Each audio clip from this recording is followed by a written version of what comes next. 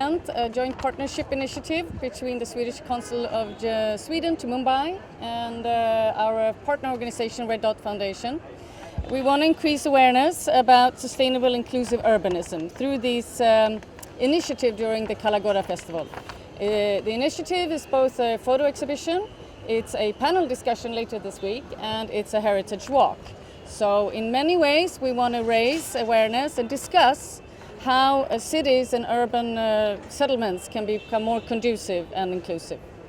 We do, it's a topic that's not only close to my heart and to Sweden, but it's also part of the global goals of sustainable development that United Nations has all nations have agreed to commit to pursuing these goals, including of course both India and Sweden. And what we see here today is one of those partnerships to try to attain those goals.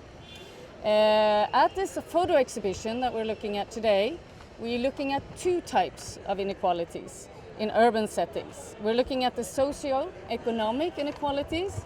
These are very much represented by the Mumbai version of the photographer Johnny Miller's globally renowned Unequal Scenes project. You can look at the pictures here and see the very stark contrast between slum settlements and the more rich and affluent urban sections just being next to each other. It's a very, very clear picture of the stark inequalities that we can find in urban settings. Now, I do want to say around this issue, there is a lot of progress that's been made. The United Nations and the global community has been able, through between 1990 and 2016, the proportion of global urban population living in slums fell from 46 to 23%.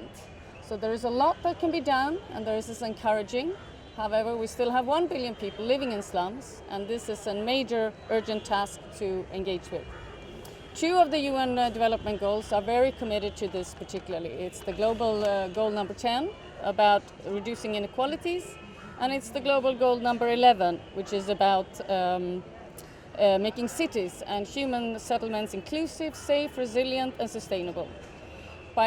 Just to mention a couple of the targets. So one target is by 2030 to ensure access for all to adequate, safe and affordable housing and basic services and upgrade slums. And by 2030 provide universal access to safe, inclusive and accessible green public spaces, particularly for women and children, older persons and persons with disabilities. This is one part of the inequalities we're looking at. The other part of inequality in cities we're looking at is inequalities of accessibility due to disabilities. Very much affecting, I think, our friends here today, who's very proud to see us join us. And this one, we have the photo exhibition, Accessibility, that feature portraits by photographer Sunil Thakkar and Marcus Marketic. Here we meet personal stories of Indians and Swedes living with disabilities, describing dreams, sorrows, joys, and also how they found solutions to cope with challenges and to live normal lives and overcome this inaccessible. I think they're heroic stories, and I know as a parent myself that it also involves enormous struggles and challenges and engagement of the parents to support his children. So these are something that we want to both present and hopefully engage in a discussion about. If we go back to the Sustainable Development Goals, there are... And this which we have is questions, and the final which we final wish, and the cost which the and so it got it was last it. And the switch we have a cost which my life. It's good to space this is it's a bit New York land. It's a good American. It's a bit South Africa. It's a bit Antarctica. It's a bit Canada.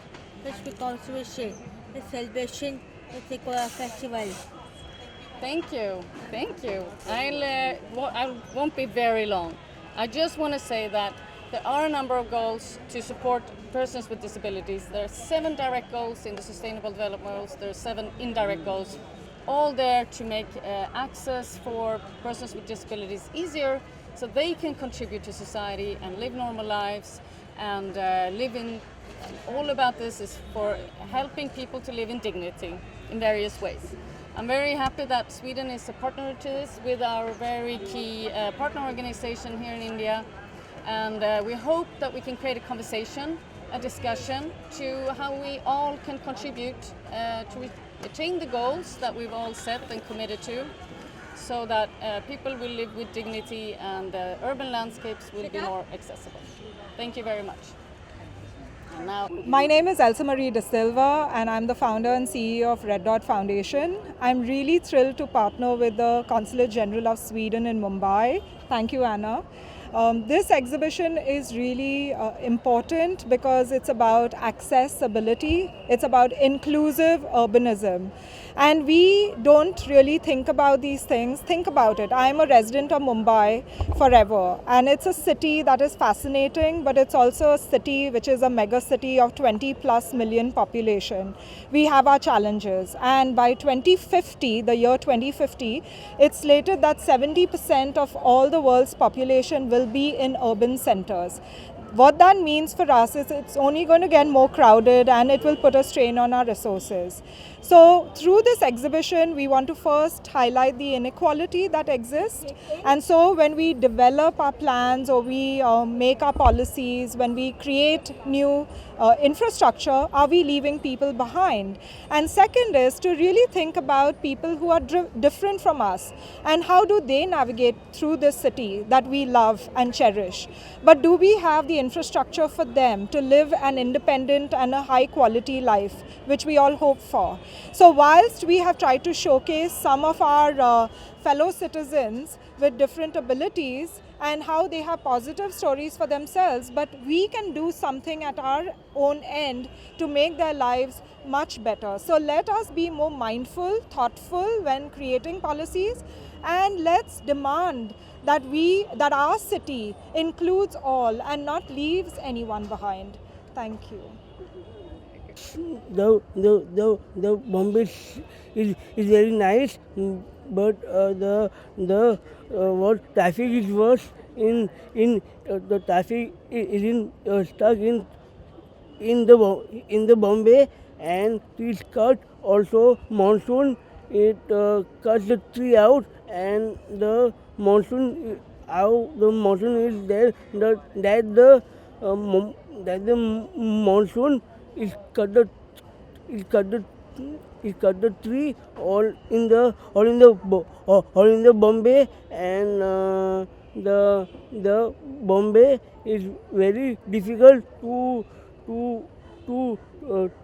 drive the car and bike and all the bus, all of the train. And the worst in Bombay is very difficult to drive the bike also in the Bombay, also in all the environment also in Bombay, and Bombay is very difficult to drive the car. Thank you. absolutely, we fully agree with you. With you. His mother, Zarina, and since she was 3.5 years old, we came to know that she had autism. For the first time, we heard the name, and it was very difficult to accept at first, but slowly then acceptance came, and with acceptance we started venues to create a normal life for her, near normal life. She went to a special school for 15 years where she learned, and they found out what her abilities are. She is good in dancing, singing, she's got a full artistic trait, and computer she learnt on her own. Slowly she progressed into doing paintings, artwork, and did a graduation course through the school only in artwork. And even now she is working in an NGO, Home Creations Trust, where she is doing a lot of artwork, and her artwork is used for putting on bags, for trays, for coasters. She is very good in caricature artwork, and she amazes everyone with her beautiful ability to sing and dance, and she is a very happy-go-lucky girl, and she lives a near normal life.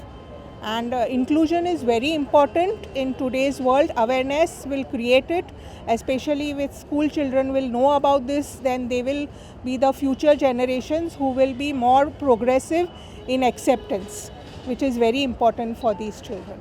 Thank you. Yeah.